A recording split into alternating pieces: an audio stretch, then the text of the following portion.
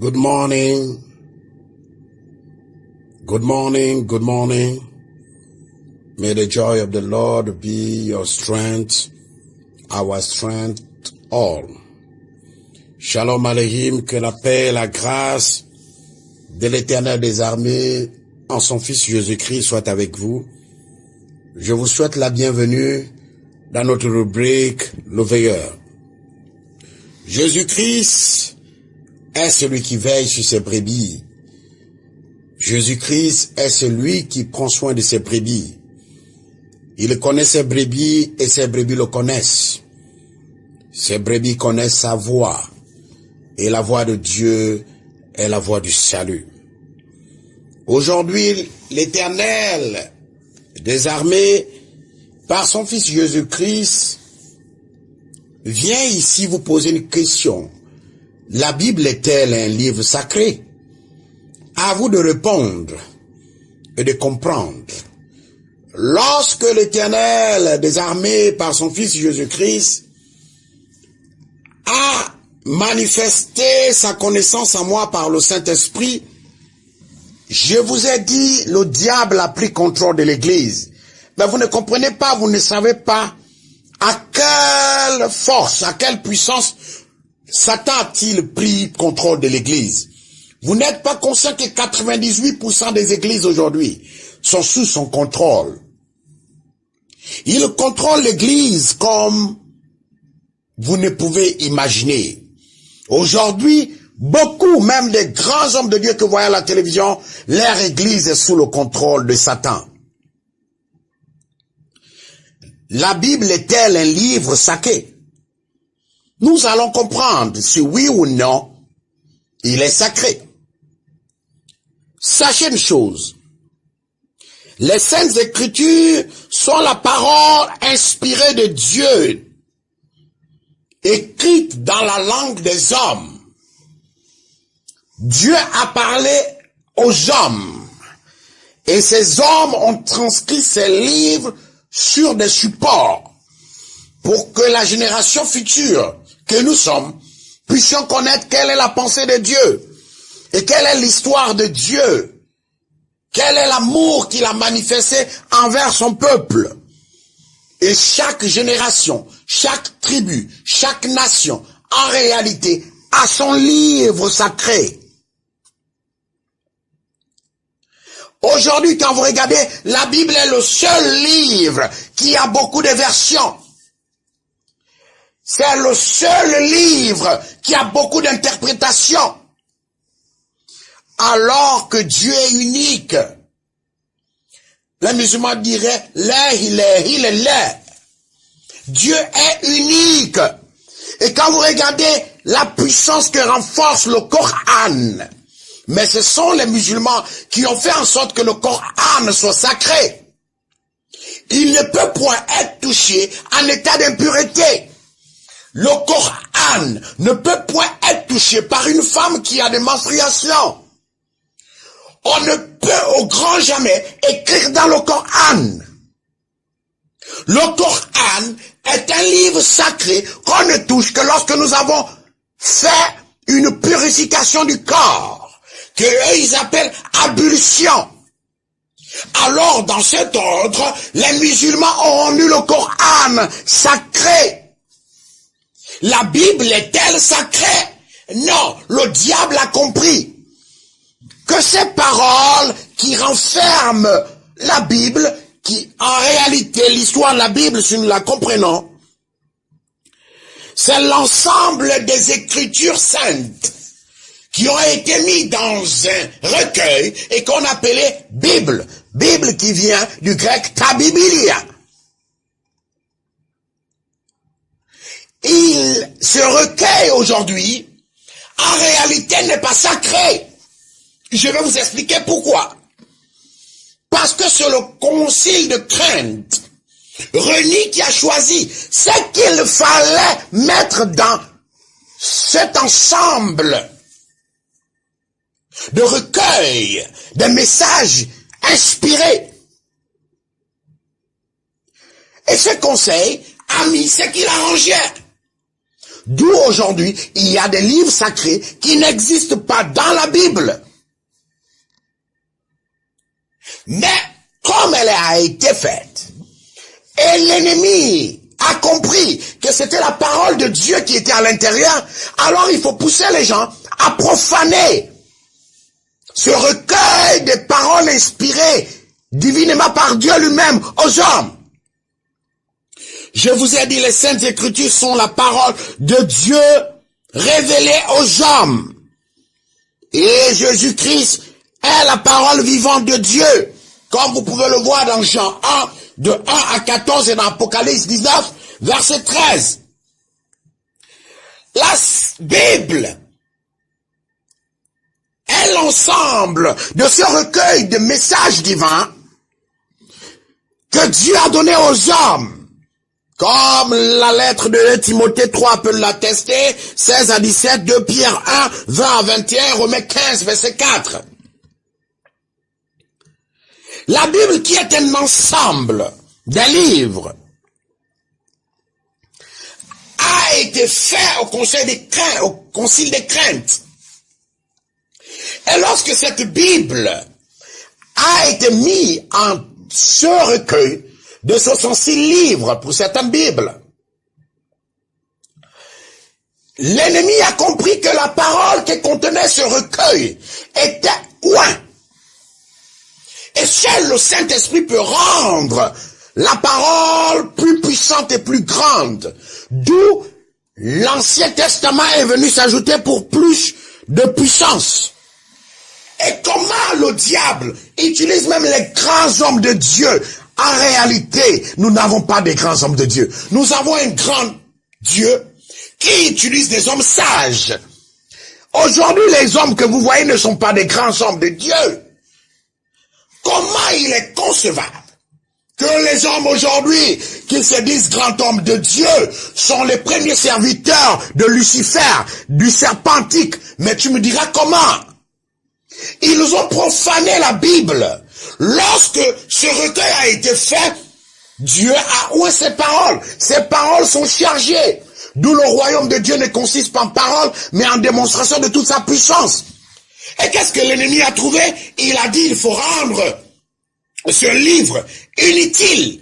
N'importe qui peut même prendre les feuilles et aller aux toilettes, s'essuyer avec. Et qu'est-ce qu'il a fait? Il a inspiré les hommes, ceux qui se disent hommes de Dieu. Vous allez les voir écrire dans la Bible. Vous allez les voir avec l'ex-stabilo souligner des passages bibliques. Ce qui fait que des Bibles deviennent comme des papiers hygiéniques. Il n'y a aucune valeur dans ceux-là. Ceux-là qui se disent servir Dieu, c'est les premiers à essuyer, à éclabousser l'autorité de Dieu dans la Bible. Et c'est Satan qui est derrière, qui les utilise. Vous allez les voir écrits dans les Bibles, vous allez les voir malaxer les Bibles, vous allez les voir la manière dont ils traitent des Bibles. Ils s'asseyent même sur des Bibles, ils dorment même sur des Bibles. Et plus grave encore, on met des choses sur des Bibles. Jamais vous ne verrez un musulman mettre quelque chose sur la Bible, sur le Coran. Pour lui, le Coran est sacré. Il vient de faire l'amour avec sa femme, il ne peut pas toucher le Coran sans se purifier. Sa femme a des menstruations, elle ne peut pas toucher le Coran, parce que pour lui, le Coran est sacré. C'est la parole sacrée de Dieu, transmise à un homme, Mohammed, sallallahu alayhi wa sallam. Mais la Bible aussi devait être sacrée, je dis bien, devait être sacrée, puisque les paroles qui s'y trouvent dans la Bible, ta Biblia, sont des paroles inspirées que Dieu a données aux hommes pour les transmettre à la génération future que nous sommes. Mais la Bible n'est pas sacrée parce que nous ne respectons pas la Bible. On peut toucher la Bible quand on veut. On peut la mettre dans les toilettes. Moi, j'étais en prison, j'ai vu des gens aller aux toilettes avec des Bibles. J'ai vu des grands hommes qui se disent grands hommes de Dieu parce qu'il n'y en a pas. On a un grand Dieu qui utilise des hommes sages. Ils prennent la Bible comme un machin. Vous allez voir Des gens prennent la Bible, écrire dans la Bible, souiller la Bible. Mais comment cette Bible peut être sacrée?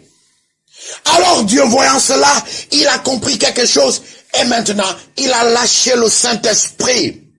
Allez-y en Israël, ceux-là même ne croient pas en Jésus-Christ, mais je vous assure, la Torah est unique, elle n'a pas de version, il n'y a pas de version de Torah. Il n'y a pas une Torah. Louis II, il n'y a pas une Torah. Martino, je ne sais pas quoi. Non, il n'y a qu'une seule Torah. Mais aujourd'hui, nous allons comprendre quelque chose. L'ennemi a véritablement contaminé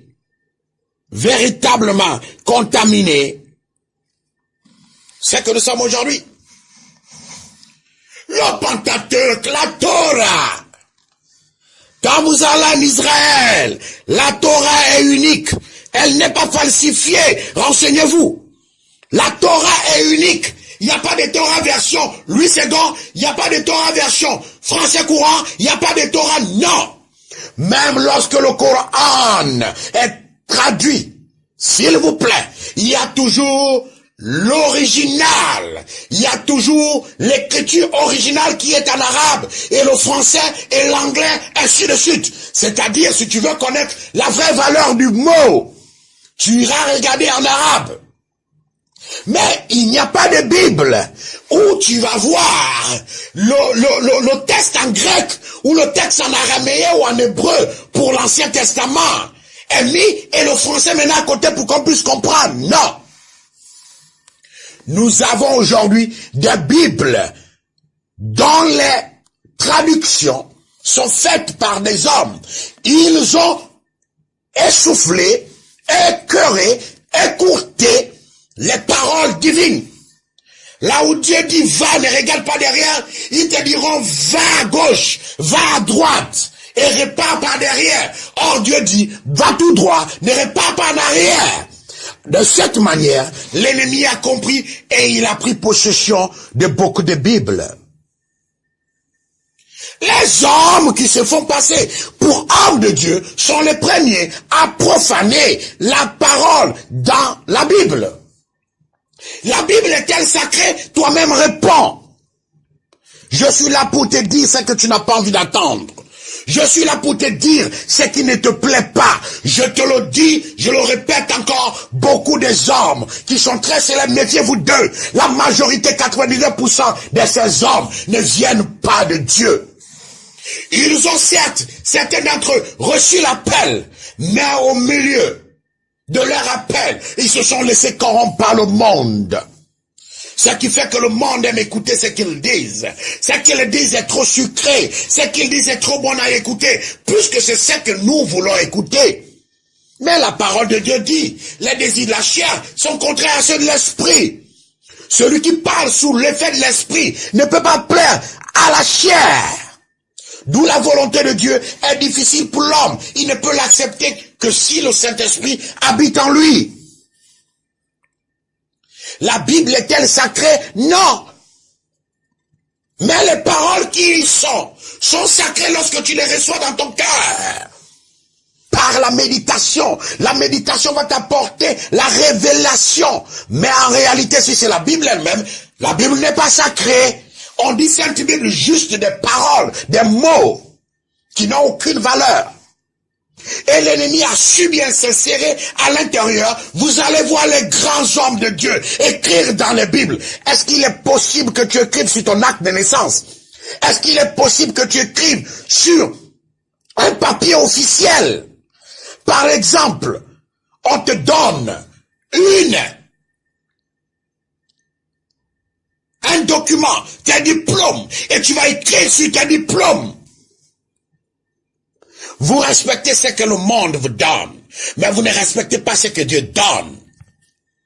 Mais ces hommes, vous les voyez pliés. Aujourd'hui, maintenant, ils ont trouvé une astuce. Et ça encore, c'est l'ennemi. Il a compris que tant que la Bible est sur papier, il a un pouvoir. Et qu'est-ce qu'il a fait? Il a mis ça sur un support électronique. Vous allez voir les iPads, les Bibles en support. avec toutes les versions possibles. La Bible est le seul livre qui a beaucoup de versions. Version Derby, version Louis II, version. Et toutes les versions ne se ressemblent pas. Tous ne se ressemblent pas. Parfois même ça va jusqu'à se contredire entre eux. Mais qu'est-ce que tu dois comprendre? Tu dois comprendre que tu es le seul à rendre la Bible sainte. Par la pureté de ton cœur. Prends ta Bible, ne suis pas ce que ton pasteur dit. Demande au Saint-Esprit de t'enseigner. Il est le meilleur enseignant. Tu n'as pas besoin de tout le temps être comme un idiot. Faire ce que ton pasteur dit. Parce que si tu n'as pas le Saint-Esprit, quand ton pasteur tombe, toi aussi tu tombes.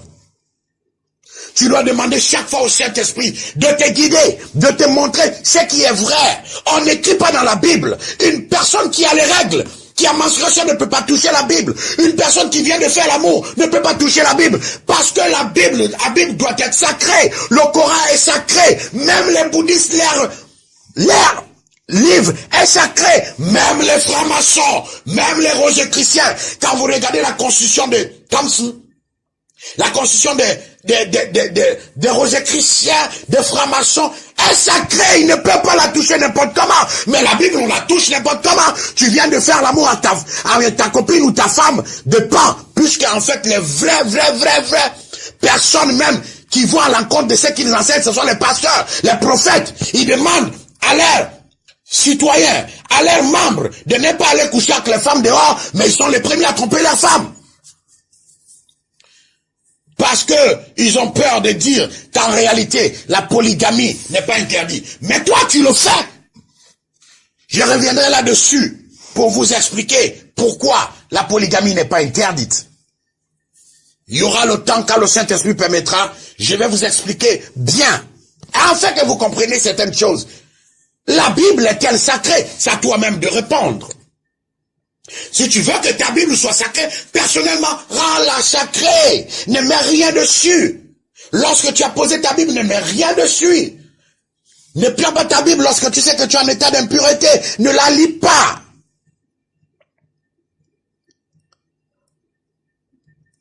Ah, mon frère, ma soeur, je m'en fous de ce que vous pouvez dire.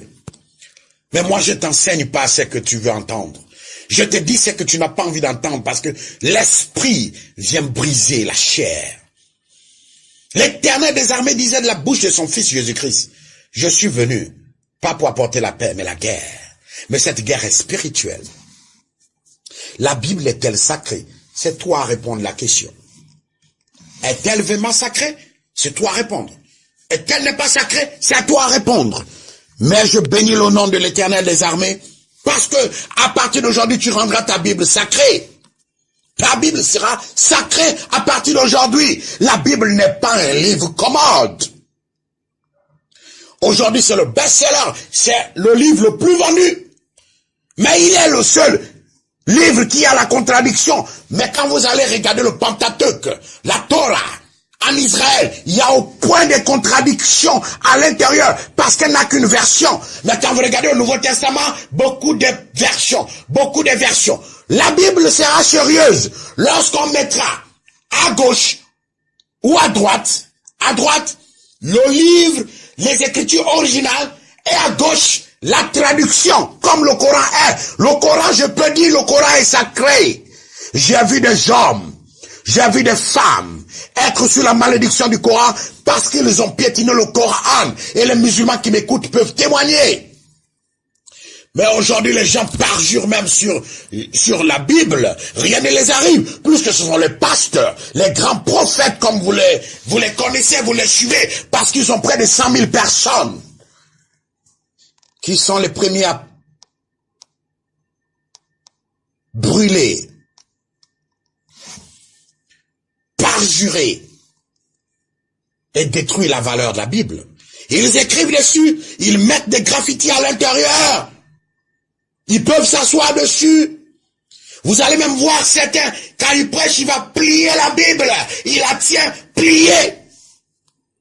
La Bible est-elle sacrée? C'est à toi de répondre. Mais sachez que le diable est rentré dans les églises et aujourd'hui, il fait un travail magnifique. Je dis bien magnifique parce que lui, son travail c'est tuer, voler et détruire, il le fait très bien.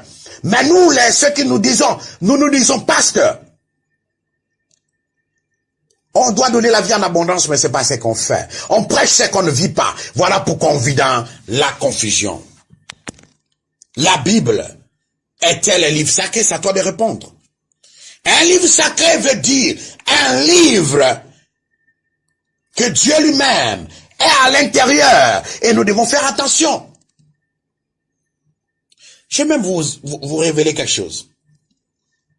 Vous allez voir le Coran, je crois on le lit de la droite vers la gauche. Vous allez voir la Torah de la droite vers la gauche, curieux. Mais vous allez voir la Bible. La Bible, c'est que je crois le Coran, c'est la gauche vers la droite vers la gauche. Mais nous, c'est contradictoire. On lit la Bible, je crois, de la gauche vers la droite. Non, de la droite vers la gauche. Bon, ça, c'est pas important. Ce qui est important, c'est que tu dois comprendre une chose. La Bible n'est sacrée que si toi-même, tu veux que ce livre soit sacré. Demande à Dieu le Saint-Esprit pour t'enseigner, afin que le Saint-Esprit te rende indépendant. Ne sois pas souvent là à écouter les paroles de ton prophète, de ton pasteur. Demande au Saint-Esprit de t'enseigner. Est-ce que c'est vrai ce qu'elle dit? Parce qu'aujourd'hui, le monde est sous la domination de Satan. Le monde que tu vois là, si tu le renverses, ça fait démon. Il a réclamé. Quand on a envoyé Satan, son premier royaume c'était le désert. Il n'avait pas droit à venir en ville. Mais il a arraché tous les territoires que Dieu a donnés aux hommes. Et elle est aujourd'hui, dans la majorité des pays, c'est lui qui coque. La Bible est un livre sacré si tu le veux, et il fait peur.